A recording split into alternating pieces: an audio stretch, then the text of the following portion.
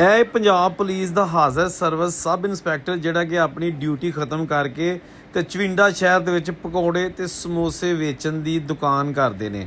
ਬੜੀ ਅੱਛੀ ਚੀਜ਼ ਹੈ। ਮਿਹਨਤ ਵਿੱਚ ਕੋਈ ਸ਼ਰਮ ਕੋਈ ਮਿਹਨਾ ਨਹੀਂ ਹੋਣਾ ਚਾਹੀਦਾ। ਇਹ ਕਹਿਣਾ ਹੈ ਮੁਹੰਮਦ ਨਸੀਰ ਬਾਜਵਾ ਸਾਹਿਬ ਦਾ, ਜਿਹੜੇ ਕਿ ਤੁਸੀਂ ਦੇਖ ਰਹੇ ਹੋ ਆਪਣਾ ਮੇਨ ਬਾਜ਼ਾਰ ਦੇ ਵਿੱਚ ਪਕੌੜਿਆਂ ਦੀ ਛੋਟੀ ਜਿਹੀ ਦੁਕਾਨ ਕਰਕੇ ਤੇ ਰਿਜ਼ਕੇ ਹਲਾਲ ਕਮਾ ਰਹੇ ਨੇ। ਇਹ ਵੀ ਅਗਰ ਚਾਹੁੰਦੇ ਤੇ ਰਿਸ਼ਵਤ ਲੈ ਕੇ ਮਹੱਲ ਕੋਠੀਆਂ ਬਣਾ ਸਕਦੇ ਹਨ, ਲੇਕਿਨ 17 ਸਾਲ ਇਹਨਾਂ ਦੀ ਸਰਵਿਸ ਹੋ ਗਈ ਹੈ। ਸਬ ਇੰਸਪੈਕਟਰ ਟ੍ਰੈਫਿਕ ਵਾਰਡਨ ਭਰਤੀ ਹੋਏ ਸਨ 2007 'ਚ। ਉਹਨਾਂ ਆਖਿਆ ਕਿ ਜਦੋਂ ਮੈਂ ਪੁਲਿਸ 'ਚ ਭਰਤੀ ਨਹੀਂ ਸਾਂ ਹੋਇਆ ਉਦੋਂ ਵੀ ਆਪਣੇ ਵਾਲਦ ਸਾਹਿਬ ਦਾ ਮੈਂ ਹੱਥ ਵਟਾਉਂਦਾ ਹੁੰਦਾ ਸਾਂ, ਸਟੱਡੀ ਵੀ ਕਰਦਾ ਸਾਂ ਤੇ ਆਪਣੇ ਵਾਲਦ ਸਾਹਿਬ ਨਾਲ ਆ ਕੇ ਪਕੌੜਿਆਂ ਵਾਲੀ ਦੁਕਾਨ ਦੇ ਉੱਤੇ ਕੰਮ ਵੀ ਕਰਦਾ ਸਾਂ।